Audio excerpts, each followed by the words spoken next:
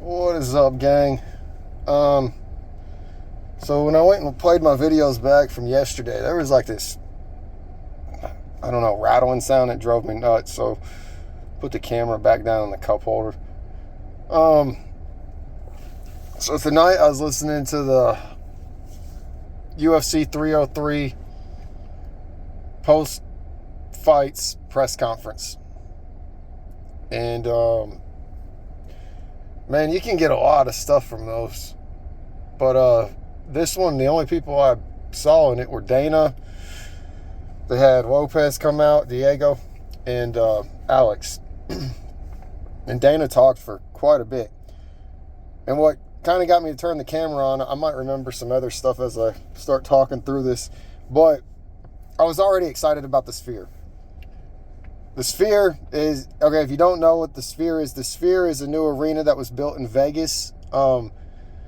They have had events in it. Dana is talking about being the first sporting event in it. He wasn't saying that tonight, but a couple months ago.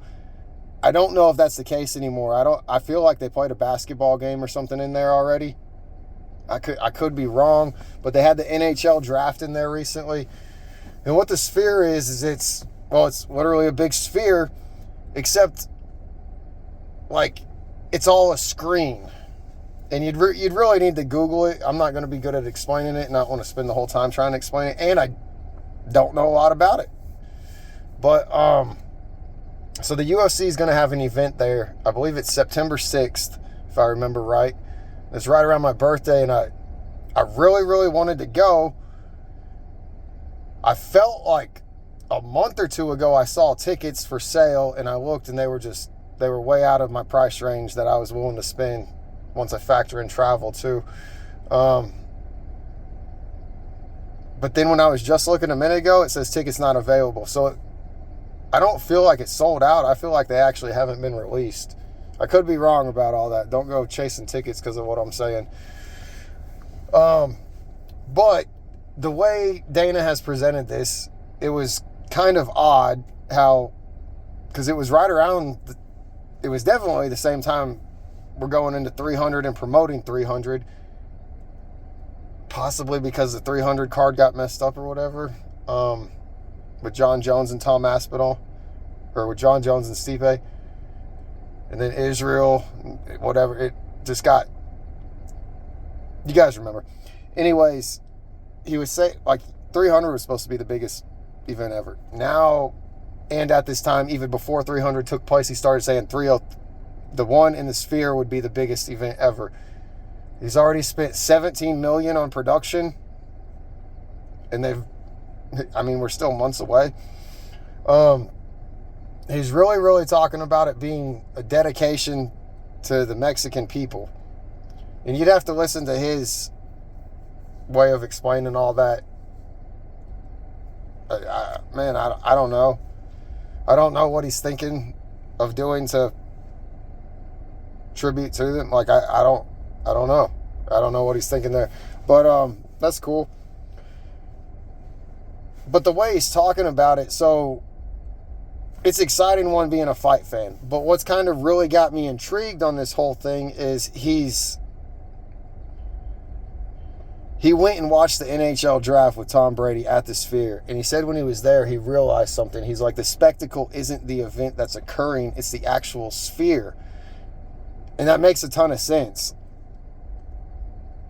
The person who can utilize all the abilities of the venue is going to get the best performance, no matter whether it's a play, putting on fights, a basketball game, it doesn't matter. So he talked about this investment in production. He's like, normally at an event, I have one truck with camera guys and all this. And he said at this one, he has 4. And he's talking about, someone asked a question about the experience at home and stuff. And Dana was so excited someone asked that. It's like, Dana can't or won't give us the information yet. But if you ask the right thing, he'll give you a little bit. And he's really investing heavily into making the people who are watching from home feeling like they are at the Sphere. And I don't quite know what that means or what that entails. Because I would imagine when we're watching the fight, it's going to look just like any other fight we've watched. But after hearing that press conference and all the details he had and the excitement, I'm thinking we might be in for a surprise.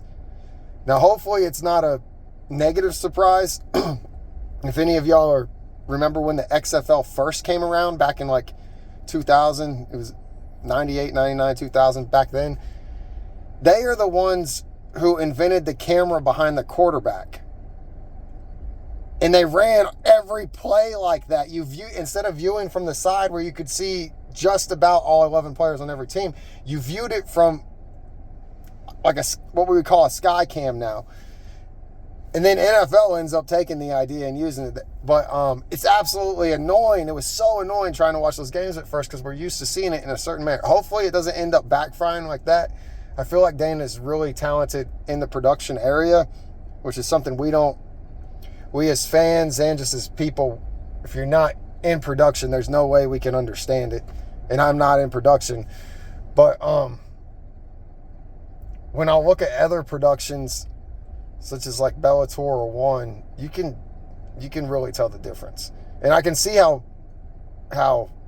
PFL is trying to be different. Like they don't want to be the exact same, and that makes sense. I'm getting off track. All right, but at the Sphere, Diego's going to get to fight if he wants, and I got a feeling he's going to let Alex fight if he wants.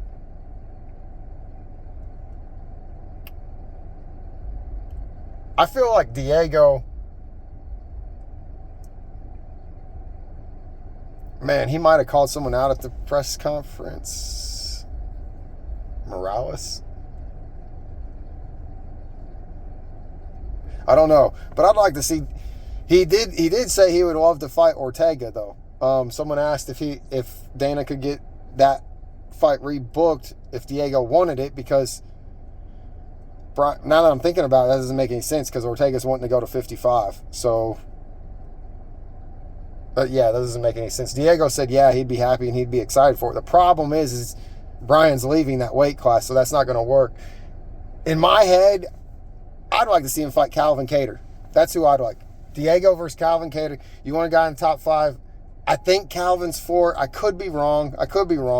But all of us hard fans, like, that really... You go ask just a random person that says they watch UFC who Calvin Kattar is, they probably don't know who he is, or they're going to remember a loss. Like, you know what I mean?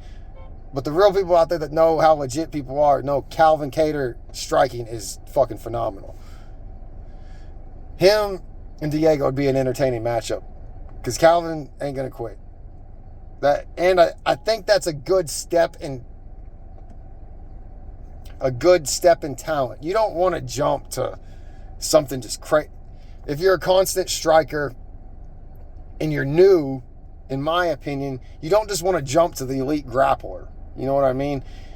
I feel like Diego's pretty good at striking, but to certify to himself and to others that he is as good as the top 5, Calvin Kattar is an excellent test.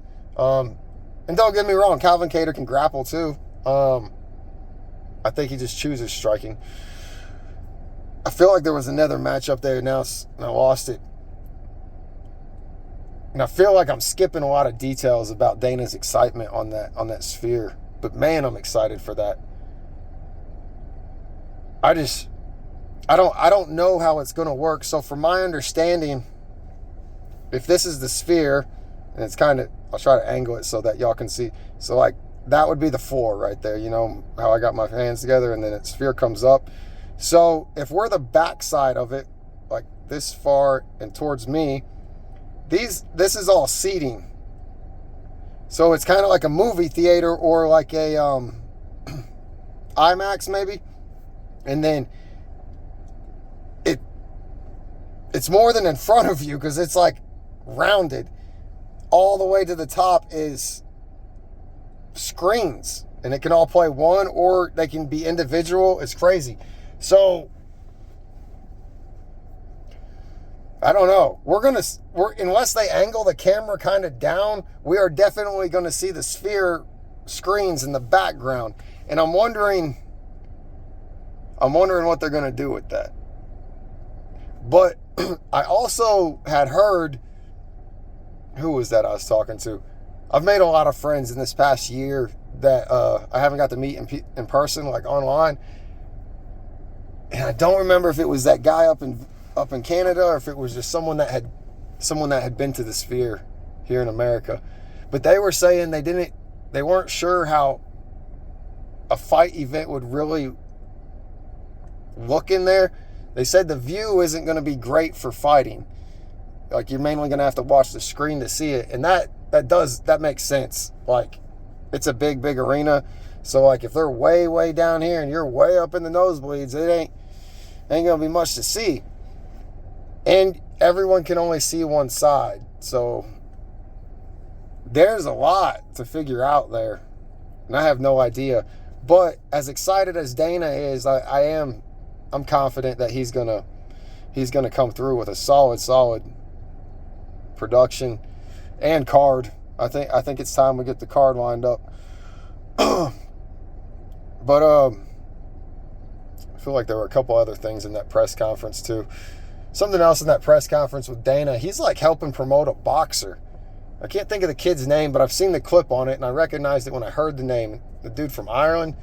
He was trying to put a card on for him in boxing, which was odd. I don't get that. He says he's just doing it because he likes the kid, but